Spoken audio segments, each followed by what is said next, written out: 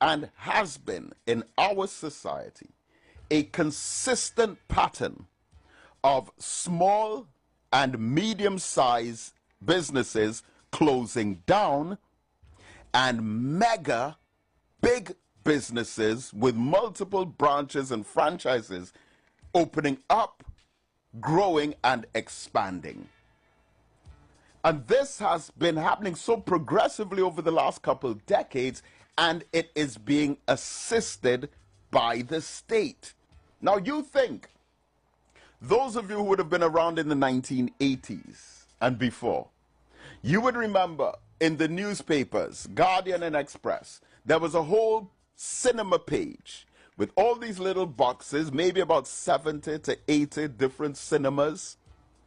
Globe, Port of Spain, San Juan, San Fernando, Empire, Port of Spain, San Fernando, Ritz Cinema, Pyramid Cinema, Vistarama, Palladium, Monarch, Windsor, Pyramid, Royal. You have cinemas all over the country owned by so many different people. Now you just have two. Movietown, Caribbean Cinemas, which are owned by conglomerates that own so many other businesses. Now we have IMAX coming up. Think of what is considered to be the favorite fast food in Trinidad. All of these fried chicken restaurants. Back in the days, in addition to KFC and Royal Castle, you had Famous Recipe, Chicken Unlimited, Sunday Basket, Tennessee Style. You had Famous Recipe, Texas Style, all over all these different branches, all these different brands. Now it's mainly two.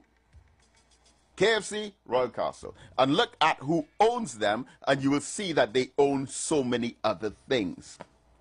I remember when I was going to school, they had this picture of a horse drinking beer out of one bucket and urinating in another bucket. And the bucket that the horse was drinking from, it said Carib. And the bucket that the horse was urinating in after drinking the Carib, it was written Stag. And there was this huge rivalry between Carib and Stag in the 1980s. Now, Carib owns Stag.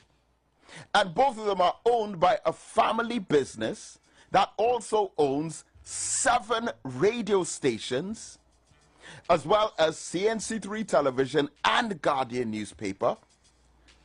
And they also own Carib Brewery, which also produces Malta and ginseng. But the same family business also owns Tattle Insurance Company, Amalgamated Security, who up to recently were being paid between $40 and $80 million a year by the state to transfer prisoners between the jail and the courts. And that same family business owned Diamond Motors, which is Mitsubishi, Classic Motors, which is Honda, Quality Motors, which is Ford. And the same family business owning all these buildings in downtown Port of Spain that the government is renting from. Now, when you look at the smaller Caribbean islands, such as Grenada in particular, that has the lowest crime rate in the English-speaking Caribbean, most of the medium-sized businesses, as well as the small businesses, are owned by African people. Grenada, up to just the other day, had 4 KFC branches. Most of the restaurants, most of the guest houses, most of the small hotels and medium-sized supermarkets are owned by African people. They don't have the kinds of crime rates that we have in Trinidad and Jamaica. But in Trinidad in particular, you have all of these businesses that are closing down, small and medium-sized businesses, and they're being bought over or taken over by some white or Syrian or 1% family business that already has a partial monopoly over the economy.